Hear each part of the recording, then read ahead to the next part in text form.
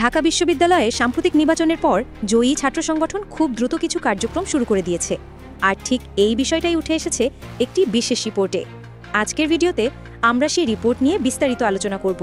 প্রশ্নটা কিন্তু আমাদের সবার মনেই আসে, নির্বাচনের আগে দেওয়া প্রতিশ্রুতিগুলো কি শুধুই কথার কথা, নাকি সত্যিই তা বাস্তবে রূপ নেয়?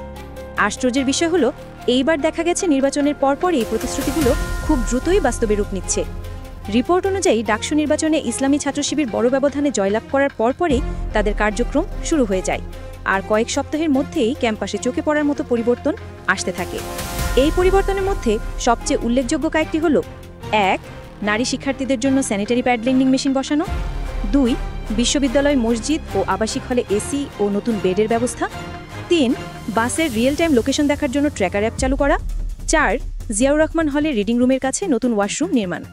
অর্থাৎ প্রতিশ্রুতিগুলো শুধু কথার মধ্যে সীমাবদ্ধ ছিল না, বরং দ্রুত কার্যকর পদক্ষেপে রূপ নেয়।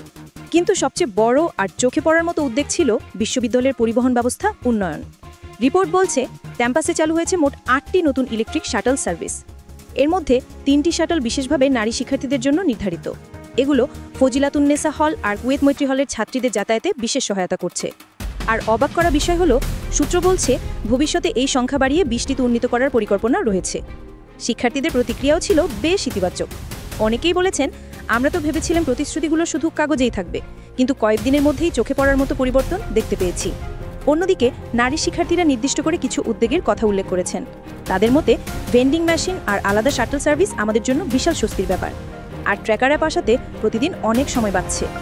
এই মন্তব্যগুলো থেকে পরিষ্কার বোঝা যায়, প্রযুক্তির সঠিক ব্যবহার শিক্ষার্থীদের দৈনন্দিন জীবনে সরাসরি ইতিবাচক প্রভাব ফেলেছে। তবে এখানেই শেষ নয়, রিপোর্টে ভবিষ্যতের পরিকল্পনাগুলোরও উল্লেখ আছে। এর মধ্যে রয়েছে আবাসিক হল আধুনিকায়ন, ডিজিটাল লাইব্রেরি সম্প্রসারণ, মানসিক স্বাস্থ্য নিয়ে সচেতনতামূলক ক্যাম্পেইন। সব মিলে বলা যায়, এই প্রাথমিক উদ্যোগগুলো ছিল একটি বড় পরিকল্পনার অংশ। আর শিক্ষার্থীরা সাধারণত ছাত্র সংসদের কাছ থেকে যা আশা করে, এবারের উদ্যোগগুলো সেই প্রত্যাশাকেও ছাড়িয়ে গেছে। তাহলে কি বলা যায়, এবারের কার্যক্রম ছাত্র রাজনীতির জন্য একটি নতুন দৃষ্টান্ত তৈরি করছে? একজন শিক্ষার্থীর মন্তব্যেই সেটার স্পষ্ট প্রতিফলন পাওয়া যায়। তিনি বলেছেন, এর আগে কোনো ছাত্র সংগঠনের কাছ থেকে আমরা এমন উদ্যোগ দেখিনি। অতএব আলোচনার মূল বিষয় দাঁড়াচ্ছে এই যে, খুব দ্রুত এবং চোখে পড়ার মতো কার্যকর কাজ করার ফলেই শিক্ষার্থীরা এত ইতিবাচক প্রতিক্রিয়া জানাচ্ছে। আর রিপোর্টটিও আমাদের সামনে ঠিক এই সংযোগটাই তুলে ধরেছে। শেষ করার আগে একটি বড় প্রশ্ন থেকে যায়, এইসব উদ্যোগ কি সত্যিই ছাত্র রাজনীতির জন্য একটি নতুন মানদণ্ড বা স্ট্যান্ডার্ড তৈরি করবে? এর উত্তর দেবে একমাত্র সময়।